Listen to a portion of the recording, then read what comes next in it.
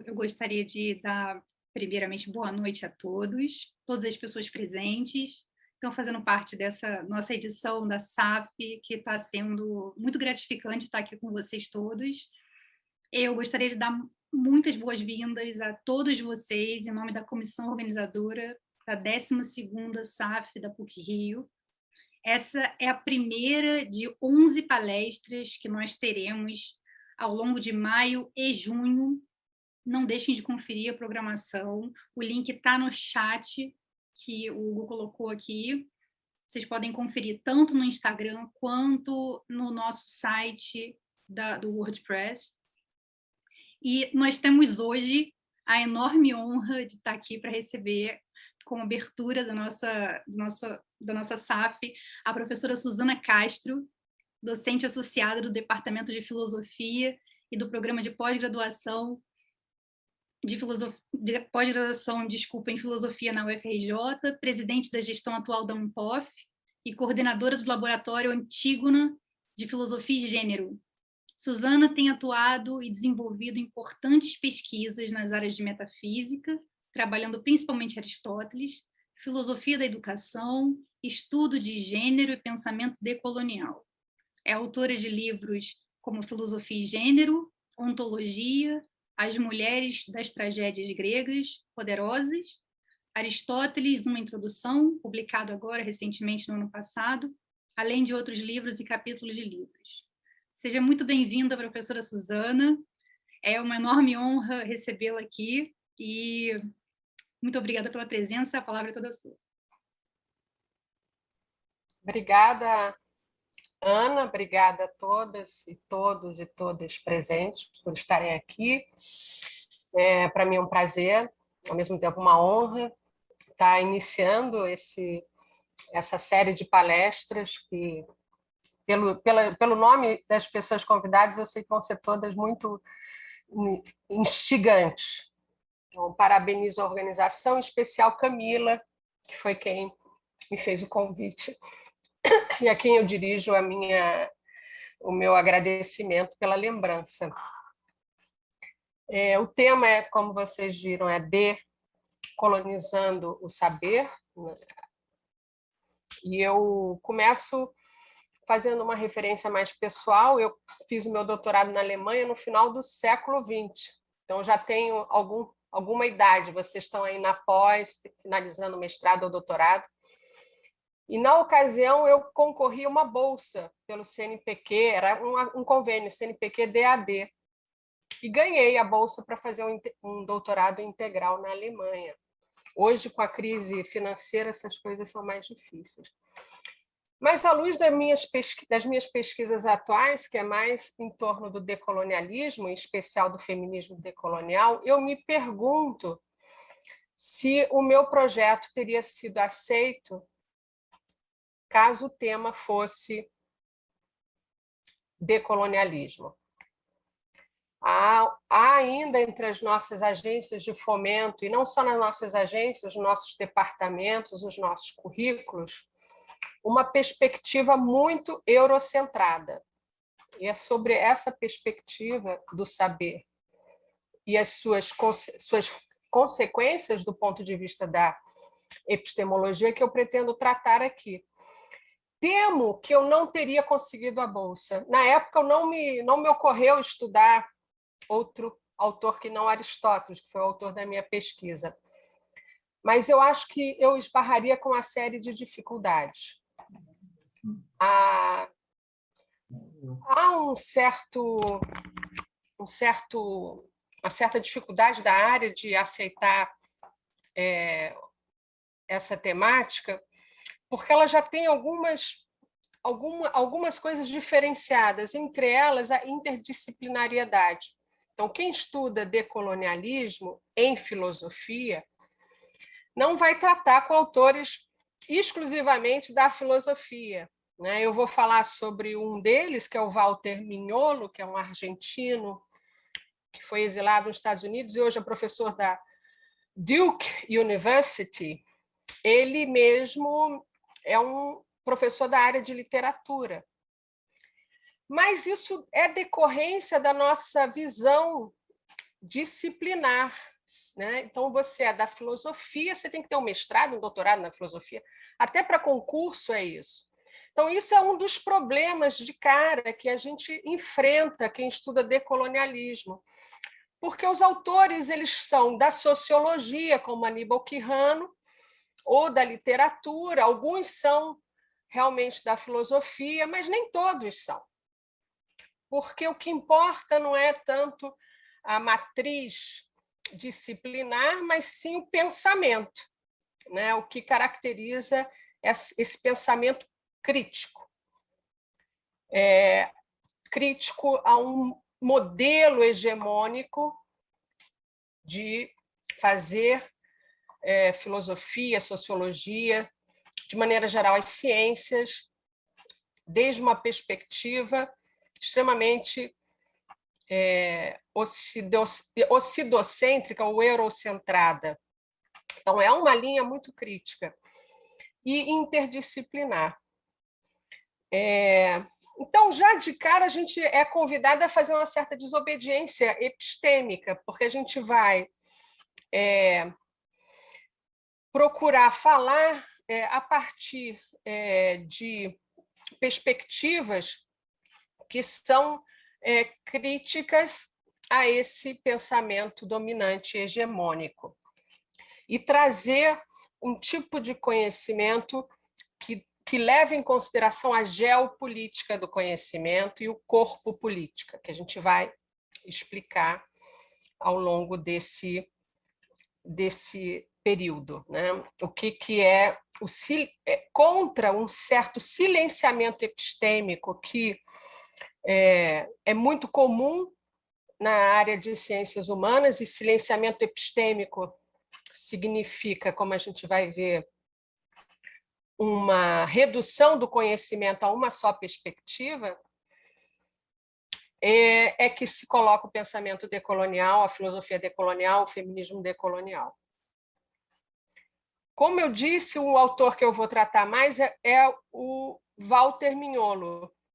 Por que o Walter Mignolo é importante? Porque ele dos mais conhecidos, com o conceito dele de diferença colonial, ele mais contribuiu, como a Linda Alcoff salienta, para pensar a questão do conhecimento da epistemologia e da episteme. Não que isso não fosse um tema para esses outros grandes teóricos, né? O conceito de transmodernidade do Henrique Dussel é um conceito muito importante na crítica a essa ideia de uma modernidade marcada por uma certa história linear que vai da Grécia até Roma, Renascimento, enfim, aquela história linear em prol de uma espacialidade, pensar a modernidade planetariamente. Por outro lado, o Aníbal Quijano, que talvez seja o mais conhecido, um sociólogo peruano recém-falecido, vai falar da colonialidade do poder e mostrando a relação que há entre o colonialismo e o eurocentrismo, o colonialismo e a globalização do capitalismo na sua primeira fase, que é a da colonização da América. Esses três autores são talvez os mais conhecidos e, em comum, eles vão reivindicar como a unidade do pensamento crítico latino-americano essa crítica à modernidade. Quando a gente fala crítica à modernidade, a gente está falando também a crítica a uma epistemologia. Então, eu vou dividir a minha fala em duas partes. Numa primeira, eu vou mostrar essa crítica do Walter Mignolo à epistemologia moderna, como ele constrói o seu argumento. E, num segundo, eu vou apresentar de uma maneira mais sucinta e rápida o que ele propõe como uma nova epistemologia, que seria essa nova forma de tratar o modo como conhecimento, que ele vai tratar como pensamento de fronteira e também como gnosiologia. Para, nesse momento mais positivo, pensar uma subalternização do conhecimento. O que a gente está falando é desse nosso local de subalternidade epistemológica, enquanto pensadores e pensadoras periféricos, né? Como sair dessa subalternidade. E aí essa primeira etapa é mostrar a crítica, as razões, os argumentos pelos quais se critica a modernidade e a epistemologia moderna. Num primeiro momento, a gente poderia dizer mas os conquistadores, nesse primeiro momento da etapa da colonização, eles desprezaram os saberes locais muito em função de uma episteme ruim. Não é que necessariamente havia uma má vontade, não é uma coisa, era uma coisa individual de alguns pensadores da época. Mas se a gente for pensar a tradição do pensamento ocidental, e a gente lembra das nossas lições de história, que quando o Brasil e a América toda foi descoberta, se chamava as Índias Ocidentais, que acreditava-se que estávamos chegando, né? E aí daí que surge a ideia de Ocidente, né? Então, poderíamos dizer que é simplesmente um ato individual de alguns que realmente não tinham a boa vontade necessária para reconhecer o vigor e a competência desses saberes locais e impuseram uma linha de pensamento e de validação de conhecimento extemporânea.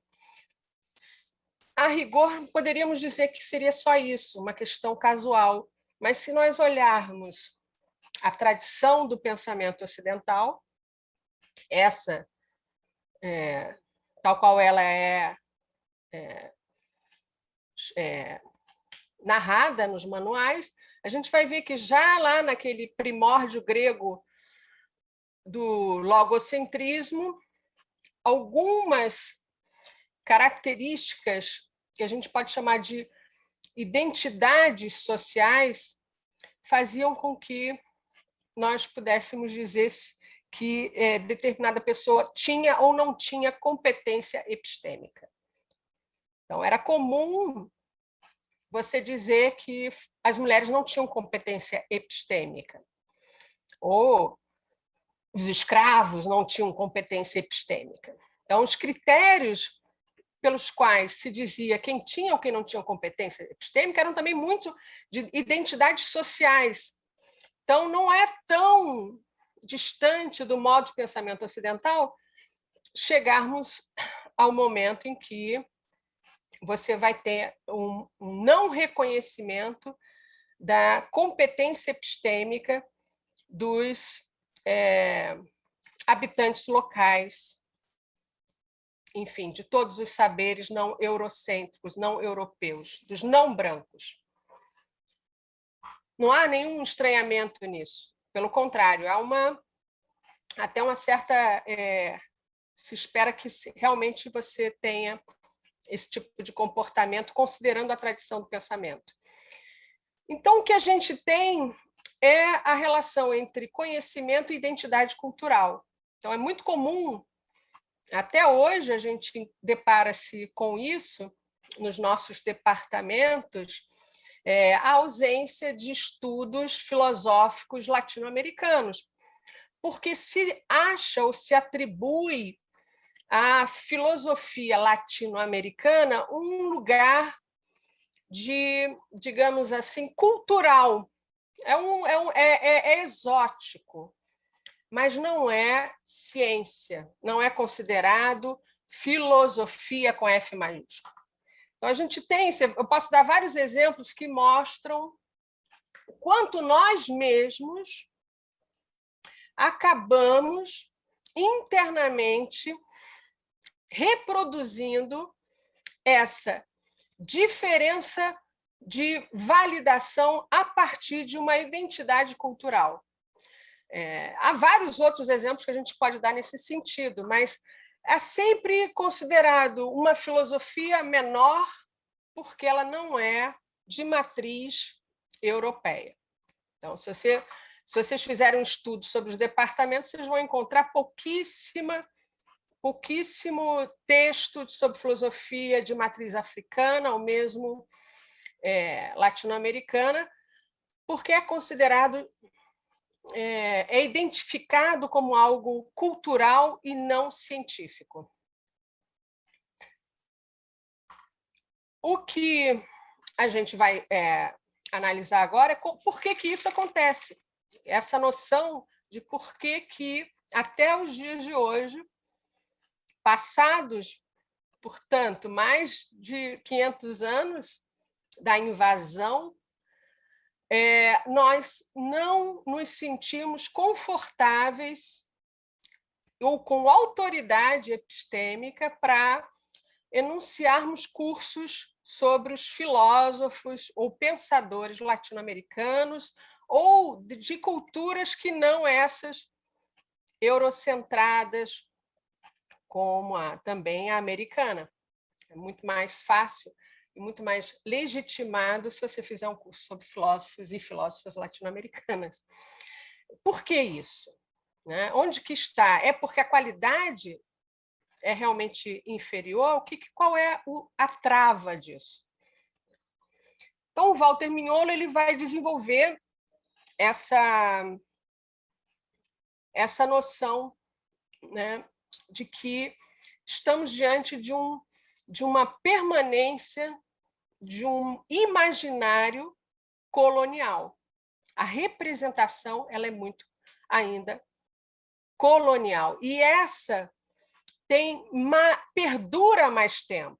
A gente sabe, óbvio, que a colônia terminou já no século XIX. Enfim, nós nos tornamos Império República. Por que mantém-se mais o colonialismo interno ou essa colonialidade? Ela é muito mais insidiosa e muito mais difícil de combater.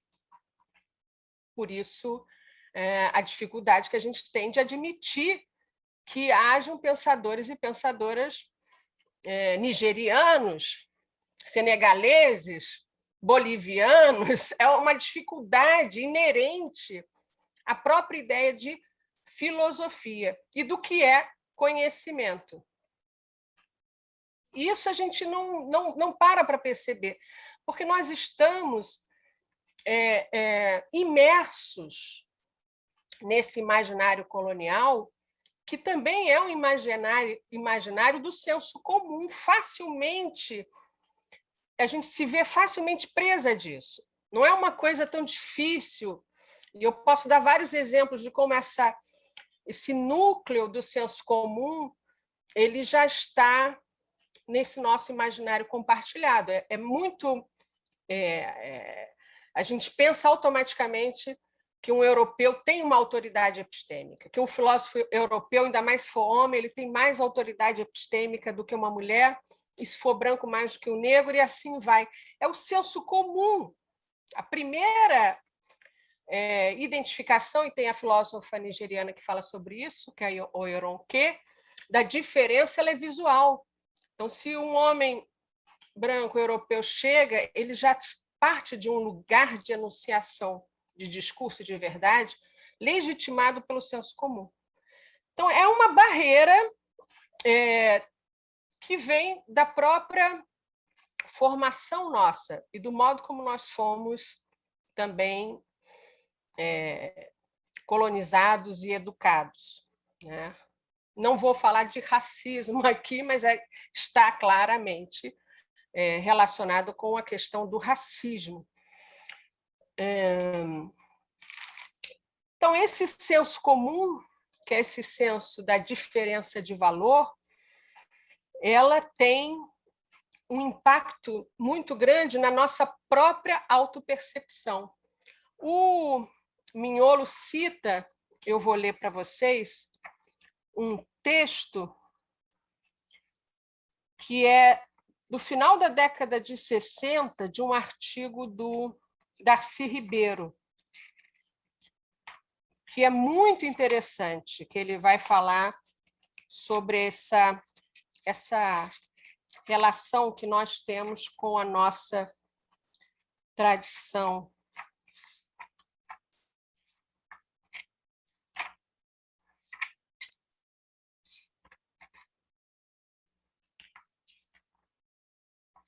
Depois eu posso passar também as referências, eu passo para os organizadores direitinho, os artigos, os títulos, para quem se interessar. O Darcy Ribeiro ele diz assim: do mesmo modo que a Europa levou várias técnicas e invenções aos povos presos em sua rede de dominação, ela também os familiarizou com seu equipamento de conceitos, preconceitos e idiosincrasias, referentes simultaneamente à própria Europa e aos povos coloniais. Os colonizados, privados de sua riqueza e do fruto do seu trabalho sob a dominação colonial, sofreram, ademais, a degradação de assumir como sua a imagem que era um simples reflexo da cosmovisão europeia, que considerava os povos coloniais racialmente inferiores, porque eram negros, ameríndios ou mestiços. Aí vem a parte mais importante.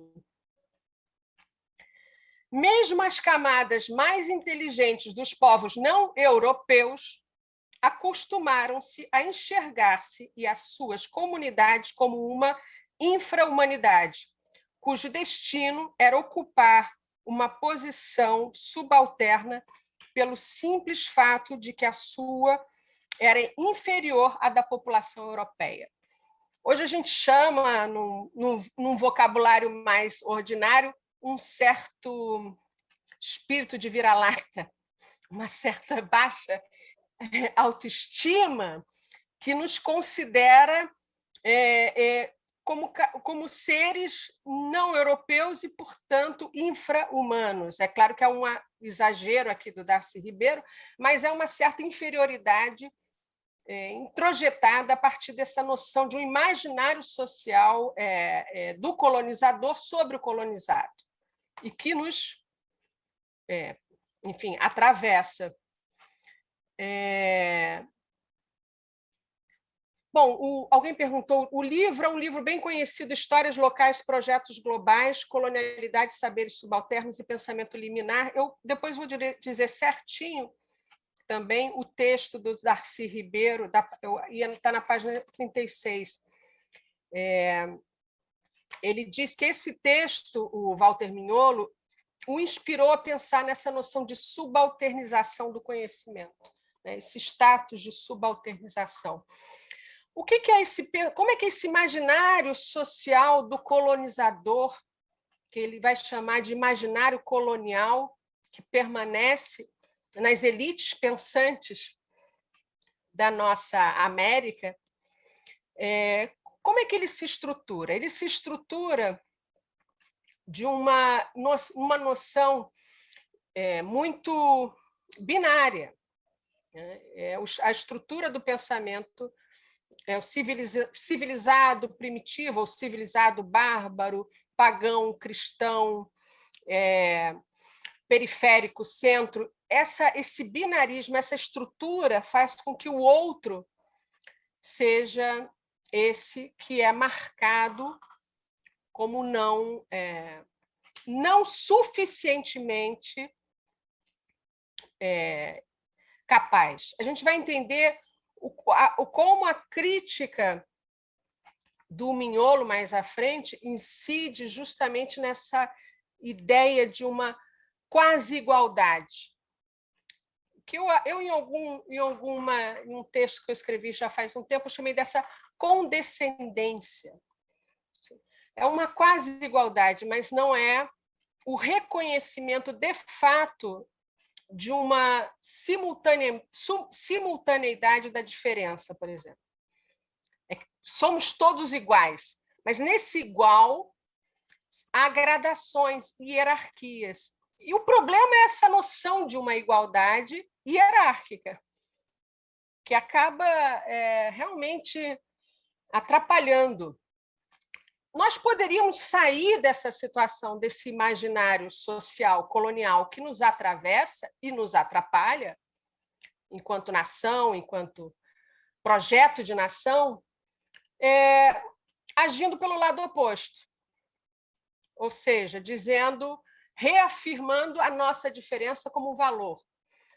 E expulsando qualquer marca do não local, do elemento europeu. Então, a gente fala, o que nos atravessa e nos diferencia, é isso que vamos valorizar, e não importa o resto. Essa inversão seria uma solução, afrocentricidade ou amerindicentricidade. Poderia ser uma solução. Vamos simplesmente inverter a ordem dos valores. Porém, essa é a crítica do Mignolo. A verdade é que o que houve na América foi uma colisão. No que a gente chama de colisão, não tem quem não seja afetado. Então, não dá... Isso vai ser muito importante para a gente analisar agora a questão do que ele está chamando de pensamento de fronteira, que eu acho melhor do que liminal, que é como é traduzido. Eu acho liminal meio estranho. Não dá para agora a gente retornar a uma existência como se fosse uma visão do paraíso. Essa colisão ocorreu quando fomos, quando esse território, na verdade, que não se chamava Brasil, nesse território ocorreu um encontro com essas três matrizes, a ameríndia e suas diversas etnias e nações e diversidade, a europeia, no caso ibérica, especialmente portuguesa, e a afrodiaspórica, porque foram várias nações africanas que aqui encontraram a sua moradia. Então, essa colisão, ela traz marcas. Então, a gente tem que partir disso para pensar, a partir disso, dessa reflexão sobre o que isso significa. Agora, o conceito fundamental para a gente pensar aqui, e é o conceito que assim, é fundamental para o pensamento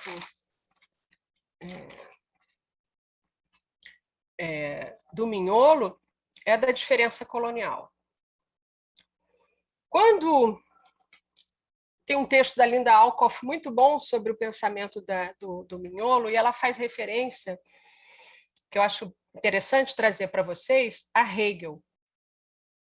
Ela diz, o Hegel, na fenomenologia do espírito, quando ele vai falar da fenomenologia da subjetividade, ele fala o seguinte, ele fala, é preciso, nesse processo de constituição dessa subjetividade, desse sujeito, né, moderno, que se percebe, que conhece, um aqui e um agora.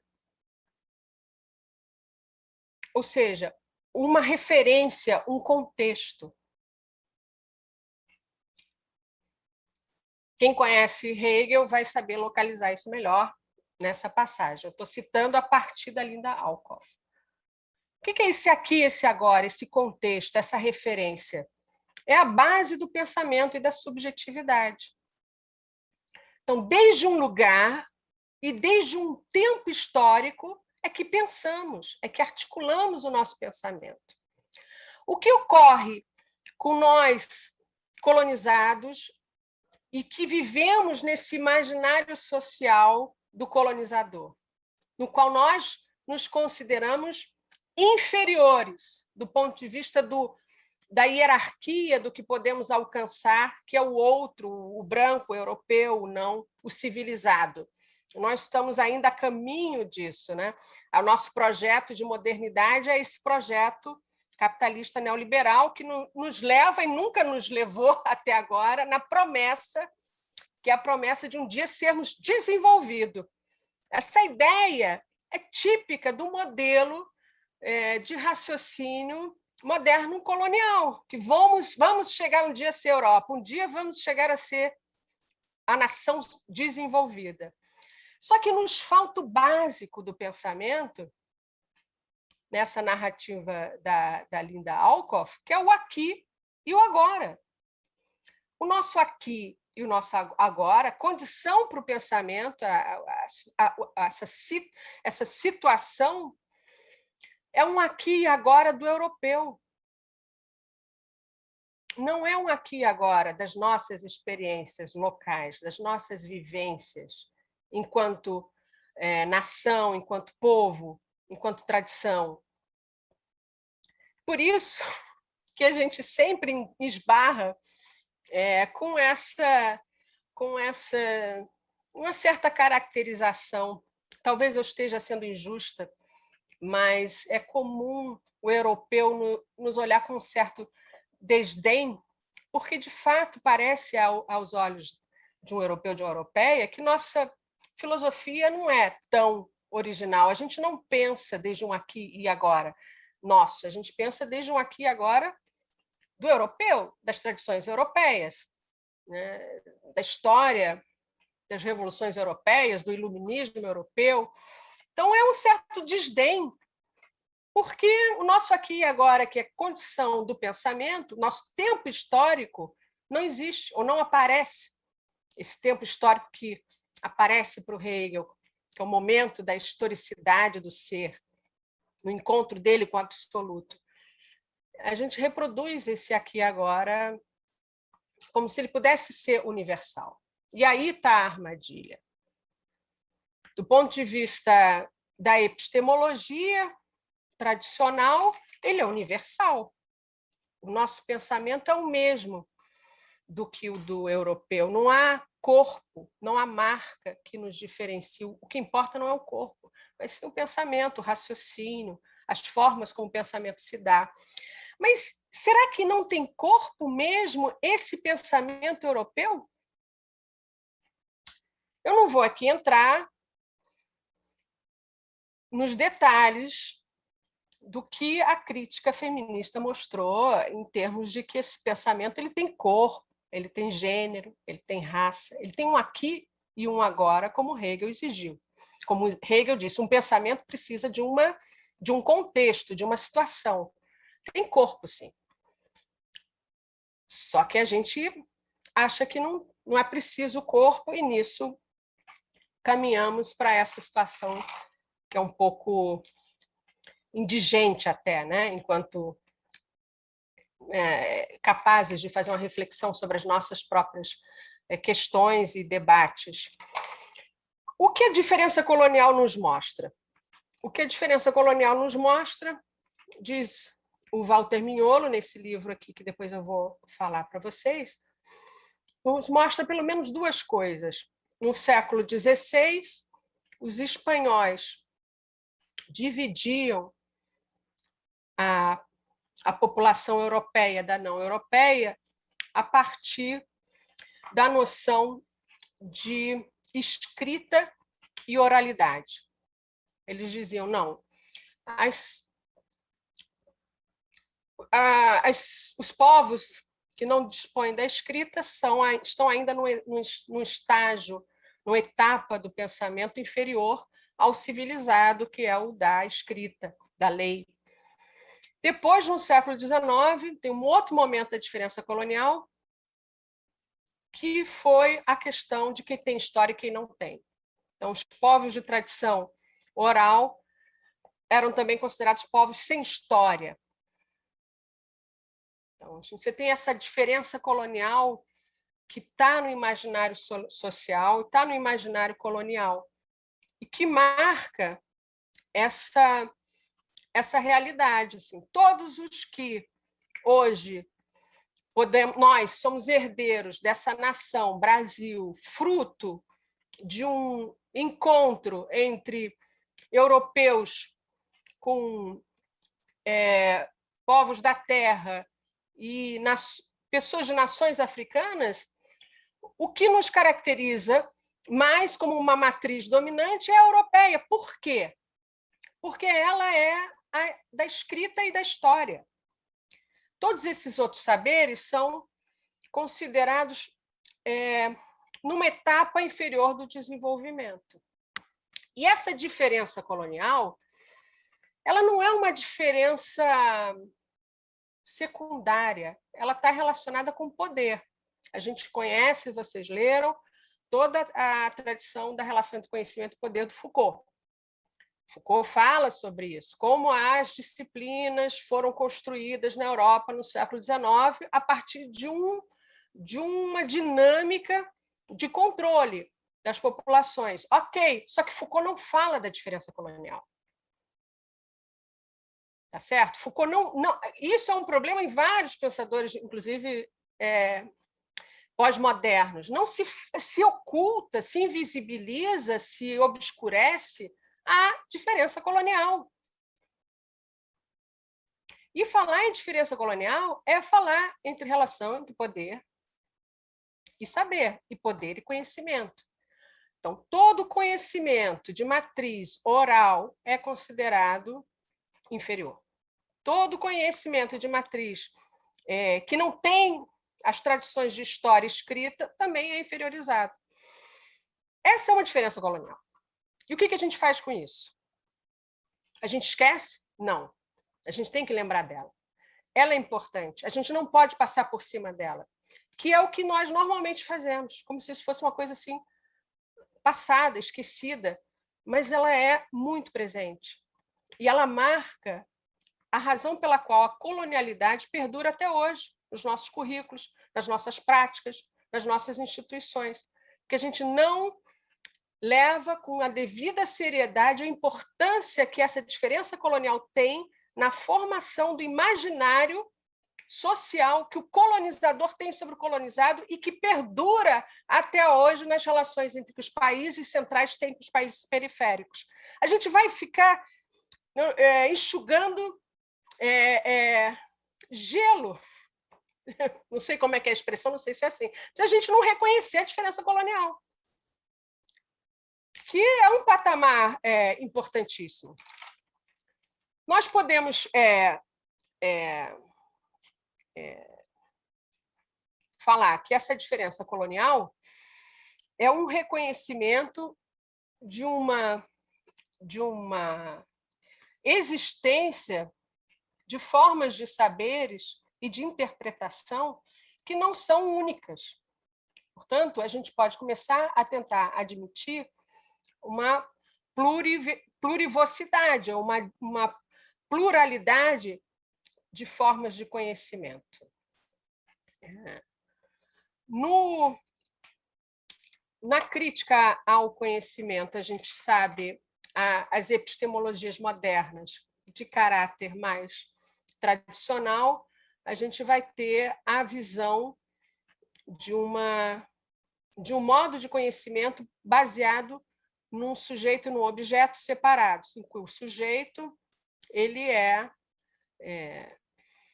indiferente para que ele possa ter acesso à verdade do objeto ao qual ele investiga e justificar os seus pressupostos teóricos. Na filosofia, a gente tem, nas ciências humanas, uma outra relação com o objeto, que é através da hermenêutica. Ou seja, a minha relação com o objeto ela não é de um sujeito indiferente, neutro, mas é um sujeito marcado também por um atravessamento de uma subjetividade. Então, é comum a presença da subjetividade na interpretação dos objetos nas ciências humanas. Em filosofia, a gente conhece o trabalho do Heidegger e do Gadamer, que vão falar da hermenêutica como a epistemologia, a forma do conhecimento da filosofia, que é através da exegese, da interpretação. Então, a gente poderia dizer, não, saímos de um ambiente da epistemologia dura, com esse lugar de um sujeito sem corpo, puro, livre, e entramos na hermenêutica num sujeito historicizado, que vem de uma tradição, de um contexto. Não é melhor? Não podemos usar a hermenêutica de Gadamer para analisar como ferramenta de conhecimento para os saberes não ocidentais? Há um problema, e vocês sabem. Gadamer, quando vai falar de hermenêutica, e Heidegger, ele vai falar de uma tradição europeia. É o que a gente vê nas narrativas do milagre grego, da importância dessa raiz grega que aparece na tradição alemã. Então, eles estão falando desde de uma exegese e de um campo de tradição de subjetividade marcadamente europeia. Isso serve para o nosso campo de conhecimento, que é um outro, que não europeu, não tem a matriz grega determinando isso? Não. Então, uma solução seria admitir a interpretação como a exegese, como a ferramenta de metodologia de conhecimento para os saberes não ocidentais, porém, ela teria que ser pluritópica e não monotópica. Ela teria que vir a partir de várias tradições e várias orientações culturais e histórias, etc. Essa seria uma solução para uma perspectiva positiva do conhecimento, mas ainda estaríamos marcados por uma tradição que é a hermenêutica, que vem de uma tradição europeia. Então, para finalizar, vamos pensar qual seria a solução disso, se não é a hermenêutica, para tratar o modo de conhecer que é próprio dos saberes não ocidentais e, portanto, não neutros e indiferentes, mas marcados por uma fisicalidade, por uma experiência, por um afeto, enfim, qualquer coisa. O Walter Mignolo vai falar do pensamento de fronteira, que no livro está traduzido como pensamento liminal. Eu acho assim,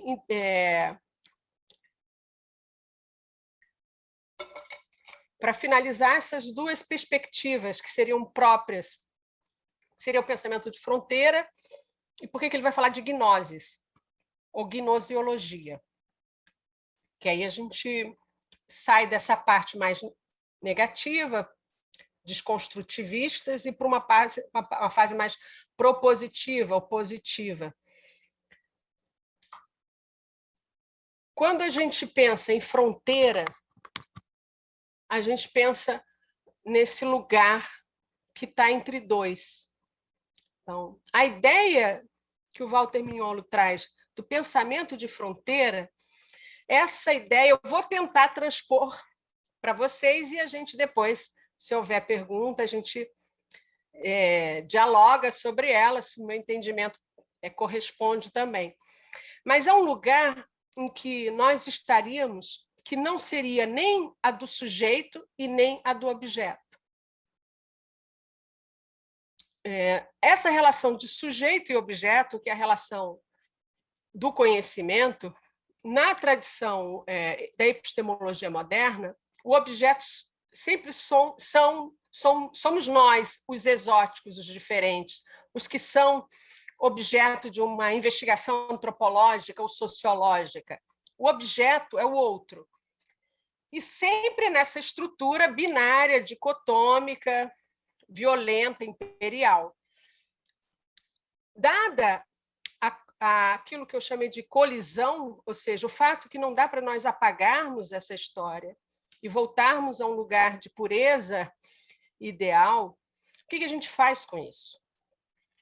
Uma solução é esse pensamento de fronteira, é ficarmos no limiar entre o sujeito e o objeto, não mais cairmos num modo de pensamento que é um modo de pensamento que separa, que dilui, mas a gente fica ali no meio E, a partir desse meio, a gente trata o conhecimento sempre como possibilidades de encontros.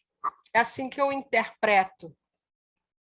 E ele faz referência, depois vocês podem dar uma olhada, que eu acho que explica muito mais, a Glória Anzaldúa, que é uma, enfim, poetisa, pensadora, chicana, e ela tem um livro que é maravilhoso, que se chama Borderlands, A Nova Mestiça. E ela vai falar dessa nova epistemologia, que é esse estado em fronteira, para ilustrar a situação dela que ela vive, enquanto mulher chicana, americana, portanto, e de origem indígena asteca. Então, ela transita entre esses locais, portanto, ela pode estar tanto no olhar ocidental americano, porque ela é nascida nos Estados Unidos, ela recebeu educação americana, então ela pode estar nesse olhar que é o olhar, digamos, do colonizador, o olhar do ocidental, mas também ela traz para esse olhar o olhar dela de mexicana e traz para esse olhar o olhar dela de indígena ou de tradição indígena asteca, ainda que isso seja muito distante da realidade dela naquele momento. E ela vai transitando, ela não está só no americano, nem só no chicano, nem só no asteca, ela está nesse encontro entre as culturas. O Brasil não vai negar a sua tradição europeia, não vai negar o idioma português. A gente vai estar transitando também por esse imaginário colonizador, mas a gente também tem que saber ter a ginga, né, para fazer as alterações com a naturalidade que nós temos, né, e as nossas influências culturais. A gnosis seria, então, o substituto ou a gnosiologia para a epistemologia, na visão do Mignolo. Ele cita um autor africano, que eu acho bem legal ler para vocês, que é para finalizar mesmo, que eu acho que eu já falei demais, é Valentin Mudimbe.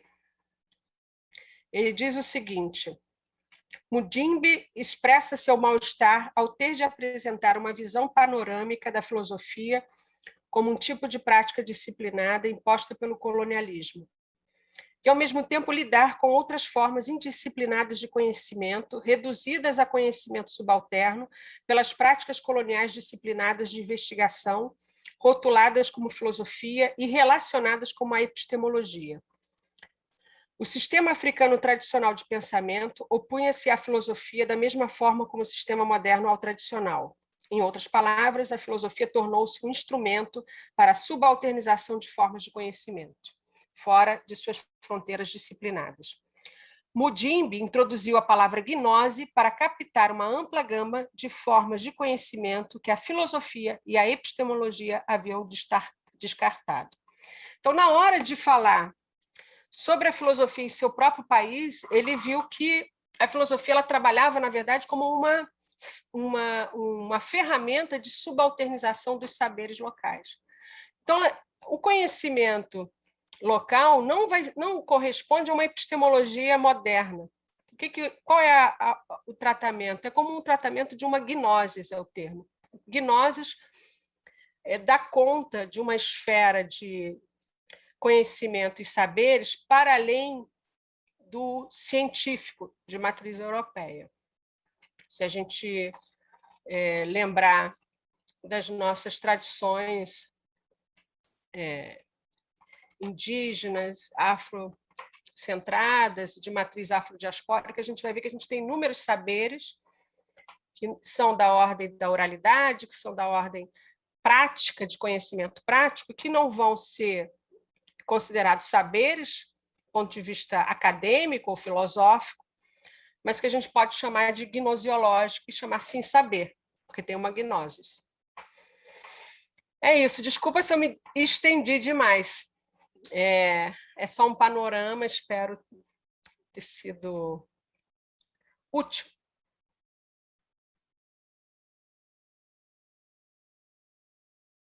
Muito obrigada, professora Suzana.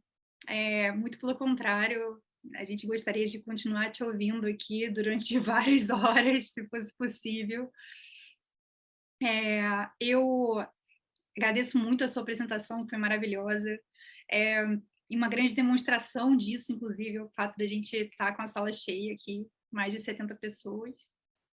E que é fruto do seu prestígio. Ainda em tempo, eu gostaria de frisar que a Camila não pôde apresentar. Ela está com um problema técnico na câmera dela, mas ela pediu para eu apresentar, para caprichar muito na apresentação sua, com muito carinho. E eu gostaria também de aproveitar o ensejo e lembrar que amanhã a gente tem mais palestras, só que hoje, excepcionalmente, a gente começou às 19 horas, amanhã a gente vai começar às 19h30, perdão, amanhã a gente vai começar às 19h.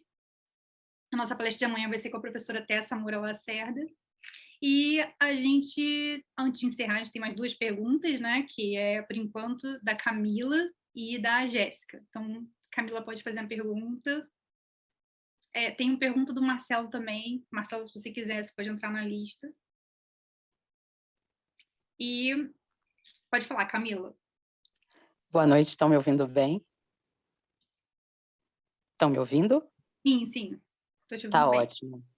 Suzana, muito obrigada pela apresentação, achei assim incrível. Você falou brevemente no início da sua apresentação sobre como seria apresentar hoje um projeto de pesquisa sobre decolonialidade, né? E embora a gente ouça muito essa palavra hoje em dia, né? Às vezes eu acho que até de uma maneira um pouco banalizada, decolonialidade dos museus, das artes, da linguagem, das imagens. Eu concordo que o tema ainda encontra muita rejeição na academia e também por isso eu acho que a sua apresentação de hoje foi muito oportuna e muito bem-vinda. Aproveitando esse gancho, eu queria que você falasse um pouco sobre os entraves da proposição de uma educação decolonial numa sociedade como a nossa, né? Para usar duas noções do pensamento da Grada Quilomba, não só a nossa sociedade nega a sua história colonial, mas ela também glorifica um passado marcado pela barbárie e pela violência, né? Eu acho que isso ajuda a perpetuar as ideias tradicionais sobre o que é episteme, o que é doxa, quem pode falar e quem não pode, e quem tem direito a integrar, né, a história oficial, né? Mais recentemente, alguns fatos assim, que chamam bastante atenção, pelo menos a minha, é o fato da Fundação Palmares atualmente marcar o 13 de maio como dia de comemoração e não dia de luta, né?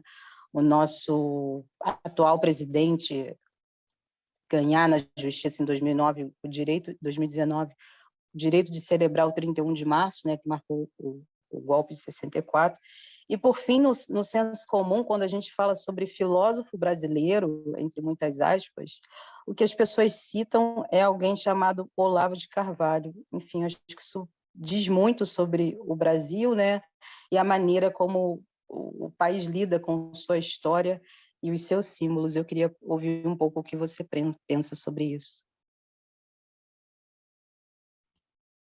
Eu acho que seu comentário diz tudo. Se eu fosse pensar num filósofo brasileiro, eu não hesitaria em dizer Paulo Freire, justamente por ter sido um autor que pensou o país e construiu, digamos assim, formulações que estão sendo utilizadas amplamente por outras autoras de caráter de uma perspectiva progressista do pensamento libertário. Então, a gente vê muitas autoras nos Estados Unidos fazendo referência a Paulo Freire. Isso mostra o seu impacto. E hoje, esse ano, a gente comemora 100 anos de nascimento dele. E, enfim, é isso que você disse, né? Nada mais lamentável nós estarmos na situação que a gente vive em termos de política nacional. Não tem muito mais o que falar, certamente um período da nossa vida muito complicado enquanto povo, enquanto nação. Mas eu também acho que não, isso não sou eu que acho, muitas pessoas acham, né, só para finalizar, que não é essa reação toda da extrema-direita, ela é um último suspiro numa tentativa de nos não nos autorizarmos a voos do pensamento. Esse é o último suspiro do colonialismo. Acho, sou muito positiva aqui. Talvez seja uma reação a tudo que tem sido produzido, toda a força do movimento negro, a força do movimento indígena contra a expropriação da terra, a violência do garimpo, a violência da polícia. Mas, enfim, é uma história, como você bem salientou, que enaltece a violência do colonizador. Isso a gente precisa mudar essa narrativa. Urgente. Muito obrigada.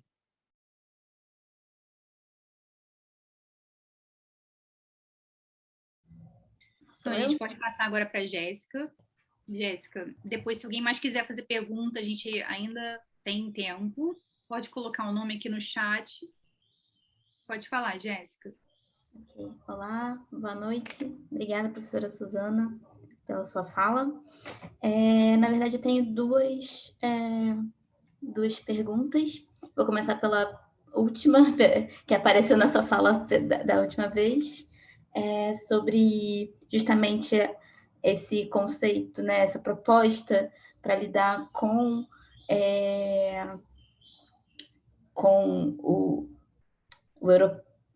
a tradição de pensamento europeu, com a colonização do pensamento, né, desde o Sul, digamos assim, né, a ideia do pensamento de fronteira, que o Mignolo vai sugerir, pelo que eu estou entendendo, inspirado na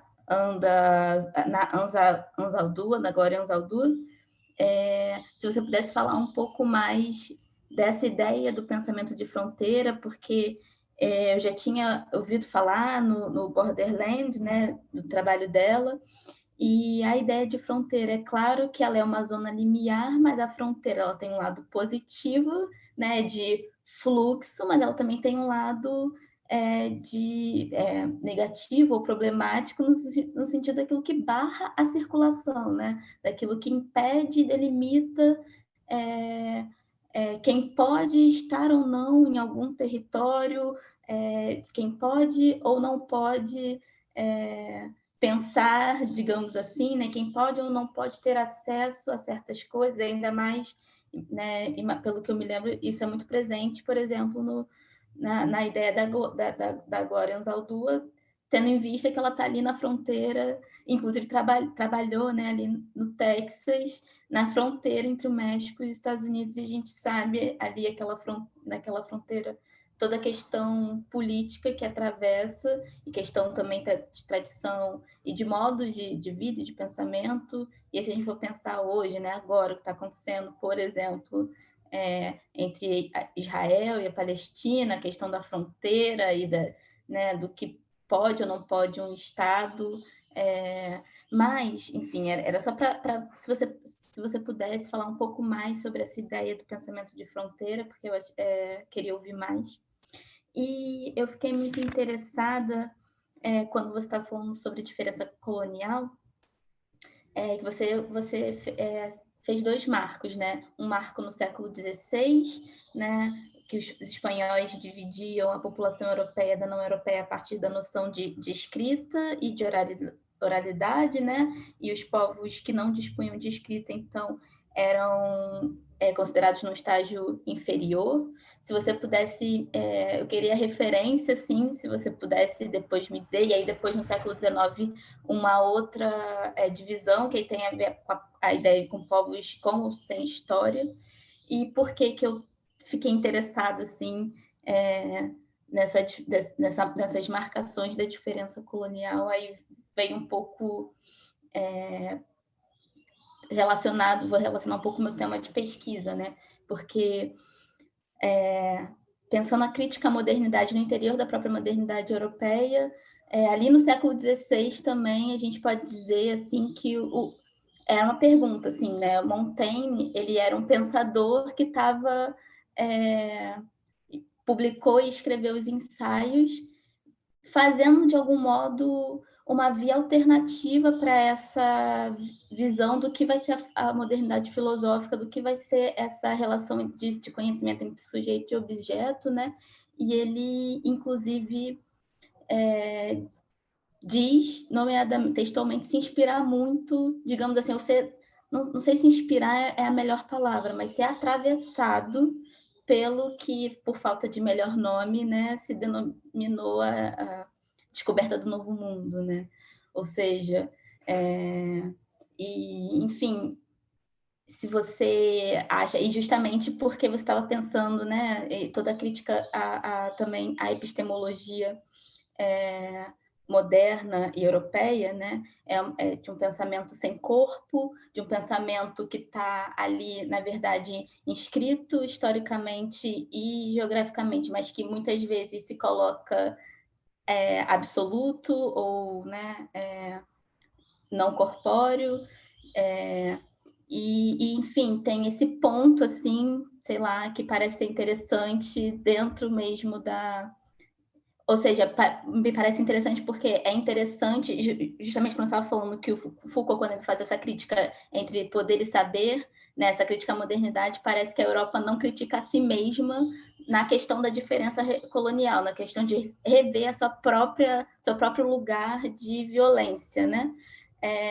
E alguém ali, no início da modernidade, nos prelúdios da modernidade, como Montaigne, talvez estivesse reconhecendo uma contribuição que não fosse subalterna, né? Ou que invertesse esse valor. Mas não sei, é só para te ouvir falar também, é mais isso. E obrigada. Obrigada, Jéssica. A sua fala toda já é uma condução à resposta. Assim, eu vou ser breve nas minhas colocações, começando pelo final. Montaigne, né, é chamado um pensador que tem uma relação com a América de modo diferenciado, né, mas eu não tenho conhecimento assim suficiente para poder tirá-lo ou não de uma tradição racionalista, né? Não tenho suficiente conhecimento para tal, mas certamente ele se destoa ali do geral, né? Com relação ao século XVI, a referência está no livro do Walter Mignolo, mas eu não sei se ele cita algum autor em especial. Mas eu depois vou passar para a Camila ou para alguém todos os textos que eu falei aqui, do Walter Mignolo, da Linda Alcoff, que é um texto muito bom, que é uma epistemóloga americana contemporânea, né? Ela veio no encontro da Unpoff, uma pessoa maravilhosa, e ela faz uma boa descrição assim do pensamento do Mignolo, que ela é epistemóloga, então eu acho que ela é mais clara do que o Mignolo. Mas ele tem todas essas referências históricas. Então, século XVI, esses padres espanhóis, aí a gente tem que ver lá. Mas, assim,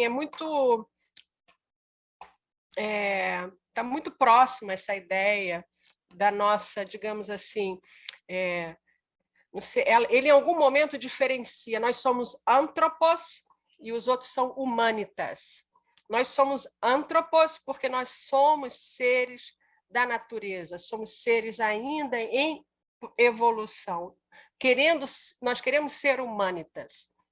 É um texto que também eu vou dar referência. E aí é isso, não somos humanitas até hoje, porque nos marca o nosso imaginário, nosso mesmo, é marcado pelo imaginário colonial.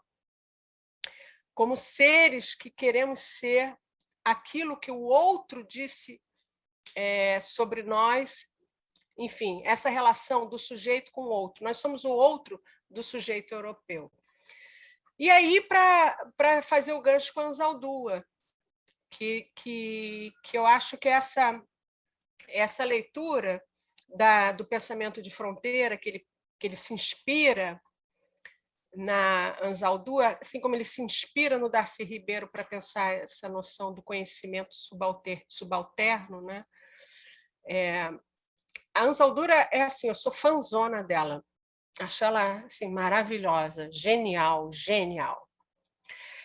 E ela diz isso, assim, quer dizer, nosso pensamento ele está todo banhado, alimentado pelas categorias do pensamento, que é esse modelo de sujeito-objeto. Então, o imaginário colonial que a gente tem no nosso social, esse imaginário em que prevalece os valores europeus, esse imaginário ele coloca o outro. Quem é o outro? É o indígena, é o afrodescendente, afro-brasileiro, ameríndio. Esse é o outro. E o sujeito é o não marcado, é o europeu. Quando você realiza as suas tradições não europeias no seu país, no seu território, você começa a sair dessa cilada, que é a cilada do sujeito e do objeto, que está no nosso imaginário colonial, a gente não vai se desfazer disso como se quem troca de roupa. Você começa a sair, e no que você começa a sair, começa a transitar e habitar mundos diferentes. E no que você habita mundos diferentes, você começa a mudar a percepção e dissolver a noção de sujeito e objeto. Então, fronteira é também, eu não vou analisar agora aqui, porque isso daria uma outra história, é também discutir com o problema da identidade. É também discutir com essa noção de que nasceu chicana, é chicana, ponto. Ela diz, eu sou chicana, sou lésbica, sou americana e sou asteca. E aí, ninguém tira o que ela vai ser, em qual momento, isso vai determinar a necessidade dela, dos encontros dela. Mas, certamente, ela não vai defender a identidade americana como sendo a superior.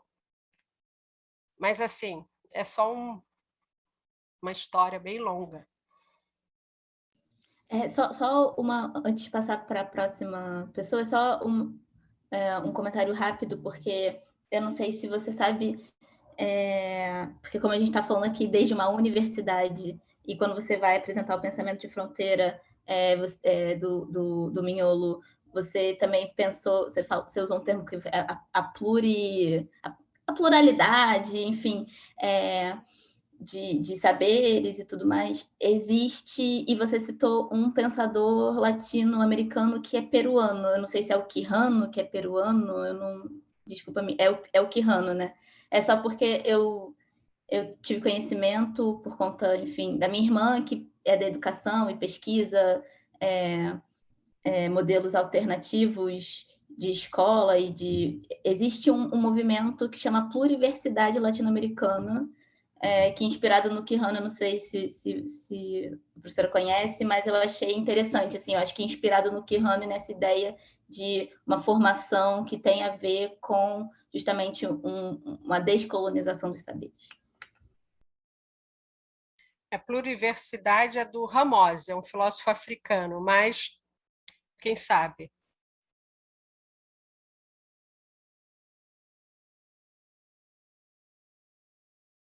Bom, então vamos seguir aqui a nossa ordem.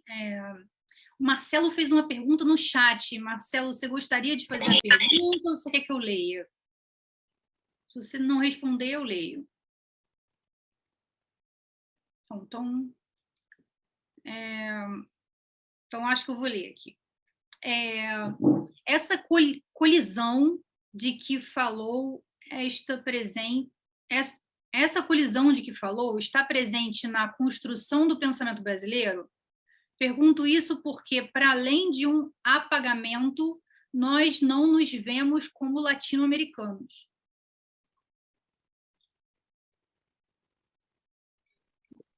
Eu posso Vou copiar e colar aqui de novo a pergunta dele. Não, eu acho que tem um termo...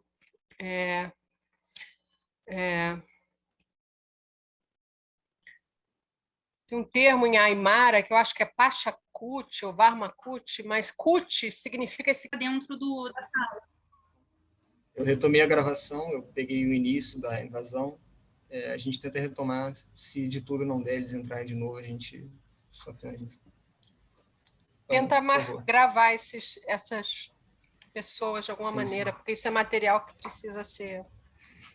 Bom, só para mostrar para vocês que esse conceito do Kuti, né, na linguagem aimara, ela significa um cataclisma. Então, a Silvia Kuzikan que vai falar desse cataclisma que foi o encontro do colonizador com as populações incas que aqui viviam. Porque... Vou deletar aqui. Espera aí. Se a professora quiser, então a gente pode encerrar essa sala e abrir uma outra sala. Mas aí como que a gente vai entrar? Porque se está todo mundo aqui, se você... Eu não sei, né? Enfim. Vamos continuar, gente. Do nosso ponto de vista brasileiro, a gente é educado desde pequeno na escola a achar que foi um encontro, que foi um prazer só, né? E que, assim, né, portugueses e índios se deram as mãos, todos imbuídos de um mesmo fim, que é a civilização.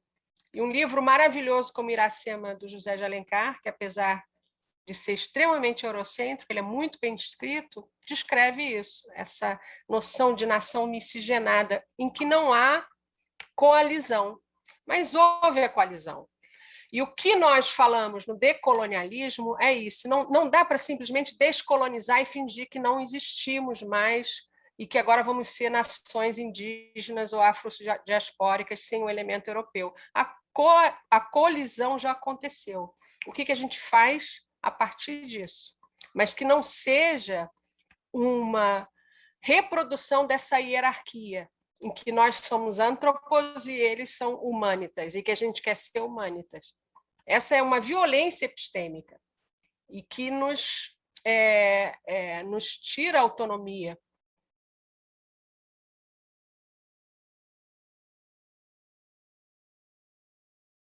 Obrigada, professora. Então, a gente segue aqui.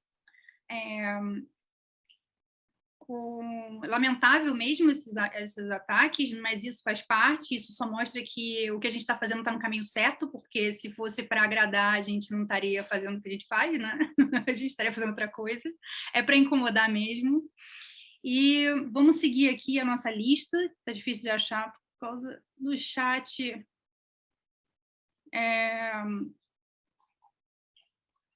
Vamos lá. Só um minutinho. Então, tá aqui. Marcelo já foi, né? Fabiola, agora. Fabiola, depois Gustavo, depois Val Magson e depois Fernanda. E que as pessoas que... Vamos deixar as pessoas que estão com raiva, com mais raiva ainda. Pode falar, Fabiola. Então, boa noite. Muito obrigada, professora Suzana, pela magnífica conferência. Uma alegria muito grande poder, enfim, assistir uma fala tão coerente, né, sobre a nossa condição de pensadoras, né, da gente poder estar aí pensando como mudar a situação que é cada vez mais tenebrosa no Brasil. Mas eu gostaria de, enfim, perguntar o seguinte: se a gente tomar como paradigma o modelo de colonização entre Roma e Grécia, né, que a gente sabe que militarmente Roma dominou a Grécia, mas culturalmente a Grécia dominou Roma. Você pensa que a gente possa, talvez, colonizar os europeus pelo cuidado que o povo indígena sabe, pela possibilidade de resgate de um politeísmo da macumba? Assim, é uma pergunta que vai muito mais assim pela possibilidade vaga, remota, de pensar esse governo em que a gente está como uma situação de colonização militar, né? E da gente poder fazer frente a isso de alguma forma numa resistência que possa se fazer não de forma violenta, mas pelo aprendizado do cuidado de si, que acredito todo ser humano possa aprender a nutrir. Mais especificamente sobre a crítica ao Foucault. Uma curiosidade, né? Talvez a professora saiba disso, mas o Foucault veio ao Brasil por 2 vezes e ele se apaixonou por um brasileiro, né? Por um rapaz negro brasileiro. E talvez por isso ele tenha, de alguma forma, fora excluído, assim, digamos, da obra dele, a possibilidade de estar fazendo essa crítica à colonização. Porque ele veio aqui e ele experimentou um amor que, de alguma forma, colocou ele numa situação, não sei, né, talvez de delírio, que o fizesse falar, não tem colonização, ou isso não é preciso da gente pensar naquele momento. Enfim, questões como uma forma de agradecer a conferência e prestigiar o evento. Obrigada mesmo.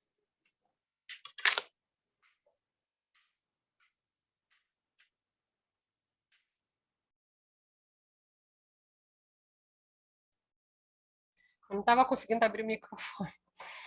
Bom, Fabíola, obrigada aí pelas suas provocações muito interessantes, muito instigantes. Com Foucault tem um problema, que é a questão, quando ele começou a escrever a história da sexualidade, e a gente sabe pelos escritos que estão sendo lançados das aulas dele, que ele tratou da questão do racismo, mas quando ele tratou da questão do racismo, que seria a oportunidade que ele teria de voltar a abordar a questão da diferença colonial, ele não falou, ele falou como se não tivesse ligado à questão dos saberes e da questão do conhecimento, ele falou como ligado à questão jurídica, de governo, de Estado. Seria uma oportunidade dele fazer esse link que os decoloniais fazem, né, do grupo Colonialidade/Modernidade, com a relação não há modernidade sem colonialidade, porque a diferença colonial ela é decisiva para a definição de quem é europeu e quem não é. Ele não fez isso, mas ele é importante como o grande crítico das formas de poder relacionadas com o controle, etc. Mas eu não sei se isso tem a ver com o fato dele ter se apaixonado, enfim.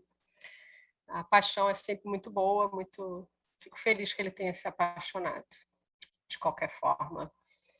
Com relação aos saberes, é evidente que nós temos um arsenal de saberes locais maravilhosos, né? O Krenak está sendo falado a toda hora chamam ele para falar, porque aquele saber que é de uma relação com a natureza que não é atravessada pelo utilitarismo e instrumentalismo do conhecimento europeu, que é esse mercadológico, capitalista.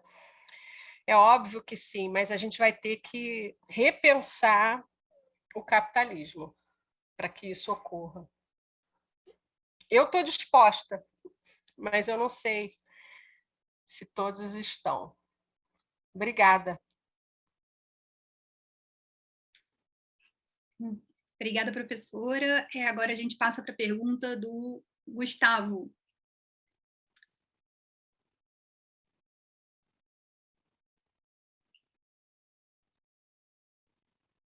Gustavo, tá aí, Gustavo? Senão a gente passa para a próxima, que é o Val Magson. Ou Val Magson, perdão se eu tiver falado errado. Então, o Gustavo tá, então.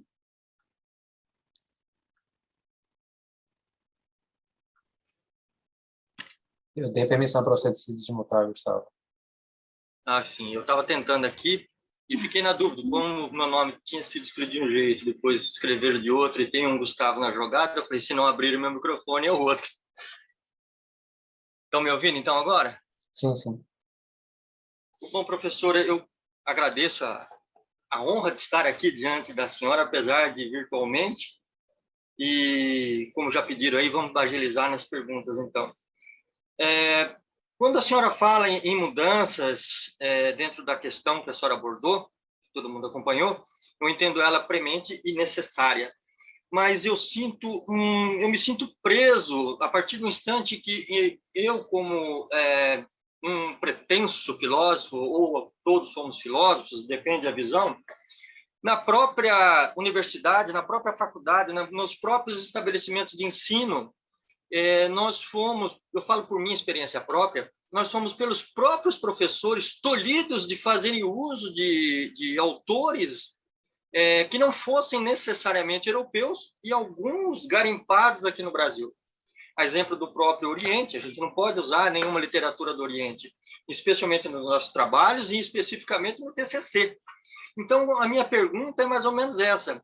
Nós estamos de fora de uma situação acadêmica, estamos observando esse movimento. Leonardo Boff passou por situação difícil, Darcy Ribeiro passou por situação difícil, vemos aí o Paulo Freire, a Marilene Chaui, então, nem se fala, é esculhambada de todo jeito. Como é que nós, aqui dentro, podemos verificar essa dificuldade filosófica das nossas próprias obras, se nós não podemos utilizar de uma maneira tranquila e serena os nossos autores e não podemos beber das fontes primárias a partir do instante que os próprios professores dentro da universidade não deixam a gente fazer isso?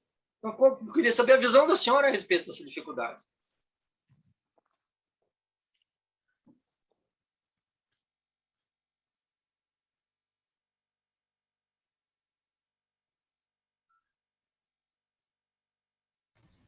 Tem que permitir o microfone dela. Ah, tá. Foi. Foi. Okay.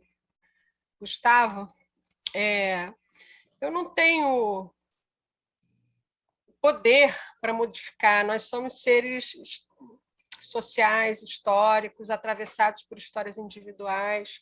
Como eu disse no início, no final do século XX, quando eu ia fazer meu doutorado, eu ia fazer sobre Aristóteles. Não me arrependo de ter estudado Aristóteles, mas hoje eu vejo com olhares críticos a partir dessa perspectiva que é latino-americana. Então, eu acho que é um processo, e você não pode também se intimidar se um professor nega a você o direito a citar uma outra bibliografia no seu trabalho de TCC. Eu acho que seria uma violência epistêmica da parte do professor ou da professora não te permitir dialogar com autores nacionais. Me perdoe, mas isso eu acho inadmissível.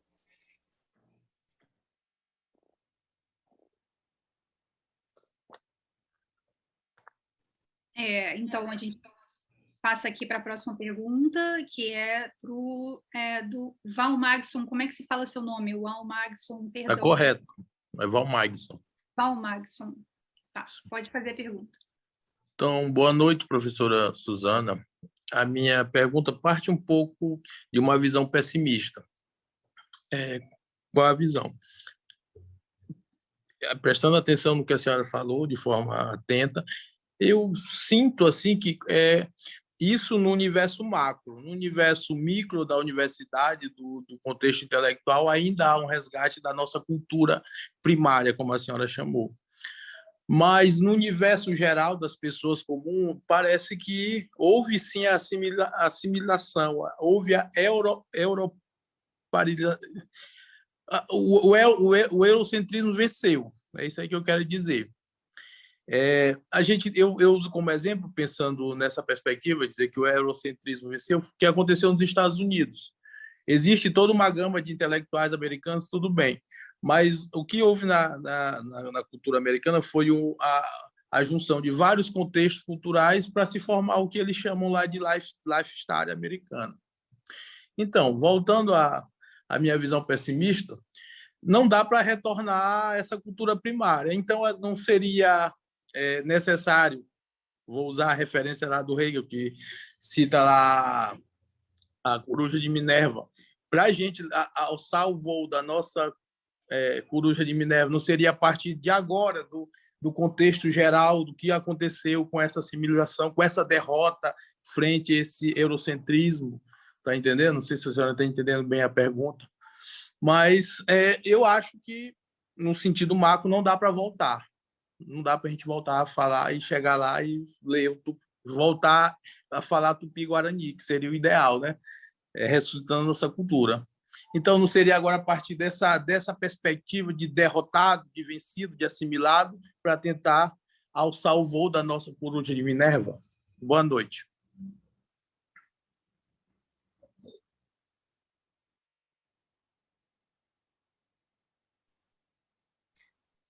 Obrigada, Walmaxson, pela pergunta. Acho que a gente vai encerrar bem com essa sua pergunta. Eu não tenho resposta para ela, apenas trago assim para reflexão algumas questões. Hoje, no mundo, a gente vive um enfrentamento da pandemia. Há pessoas que interpretam a pandemia como um certo sinal, não como algo ocasional, assim, mas um sinal. Eu gosto dessas pessoas que vêm como sinal, como o Krenak. O Krenak diz isso é o momento em que nós estamos vivendo de um sinal que a natureza está nos dizendo. Precisamos modificar a nossa relação com a natureza. A natureza diz, não dá mais, basta. Ou nós, ou vocês, da maneira como vocês, seres humanos, aí não somos nós em especial, mas os capitalistas, digamos assim, estão se dirigindo à natureza de maneira extrativista e violenta, a gente vai ter que eliminar vocês, porque é vocês ou somos nós. Eu vejo assim que estamos num momento de grande possibilidade de uma mudança, mas a mudança ela não ocorre assim, né? Num estalar dos dedos. Então, é um processo, a pandemia vai trazer muita reflexão sobre nosso modo de vida na Terra. E se for mesmo para caminhar nesse sentido do autoextermínio, aí a Terra talvez elimine nós, seres humanos, né? Que é toda a discussão que a gente está lidando aí com relação à pandemia. Os vírus que se mudam, né? Eles se tornam cada vez mais fortes. Então, a gente tem que pensar bastante os nossos próximos passos. E nós, brasileiros e brasileiras, temos fonte de conhecimento, fonte de cultura, fonte de saber, que não é unicamente voltado para a ciência e tecnologia. Tem outras fontes de saberes que podem nos ajudar a atravessar esse caminho. Eu acho que é isso. Não somos derrotados. Como o Krenak diria, todas as etnias que estão aí vivendo, né, os Yanomamis agora lutando contra os garimpeiros, elas sobreviveram a 500 anos de violência, a 500 anos de tentativa de exterminá-los. Né? E a resistência negra é enorme. É isso, gente. Boa noite, né? Porque daqui a pouco a gente não sai daqui. São tantas perguntas boas que eu também fico... Eu espero que vocês tenham aproveitado e a gente continue aí aproveitando e trocando. E eu me comprometo, assim, amanhã ou depois, passar para a Camila a lista de todos os textos que eu usei para que vocês possam também usar, ler.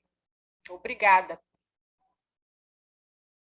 Muito obrigada, professora Fernanda. Desculpa, professora Suzana. A Fernanda tem mais uma pergunta, mas a gente pode passar um e-mail para ela pode fazer a pergunta por e-mail, se tiver o tempo, que a gente está com o tempo bem esgotado, né? Então, eu acho que foi sensacional o que aconteceu hoje, porque foi uma bela demonstração teórica e prática do que a gente está vivenciando, né? Então, é ótimo para a gente ter essa reflexão mesmo de o que a gente está enfrentando, os desafios que a gente está enfrentando. E eu gostaria de agradecer, em nome da comissão organizadora da SAF, mais uma vez por essa maravilhosa apresentação. Muito obrigada, professora Suzana. E muito obrigada a todos aqui presentes. Eu peço desculpas pelo inconveniente que aconteceu. A gente tentou o mais rápido possível deletar todo mundo que estava ocasionando aquela situação, mas realmente é desafiador, não é uma coisa fácil. Nós estávamos em 3 aqui ou 4 fazendo esse rastreamento e mesmo assim não foi o suficiente. Então, eu peço só essa reflexão de vocês para ver como é complicado enfrentar esse tipo de desafio, que está uma coisa comum hoje em dia, mas enfim. Muito obrigada mais uma vez, não vou me prolongar mais. Convido mais uma vez todo mundo para assistir amanhã, que nós vamos ter a palestra com a professora Tessa. E obrigada pela presença, professora Suzana, obrigada pelo carinho de todos. Um grande abraço e até mais. Boa noite, pessoal.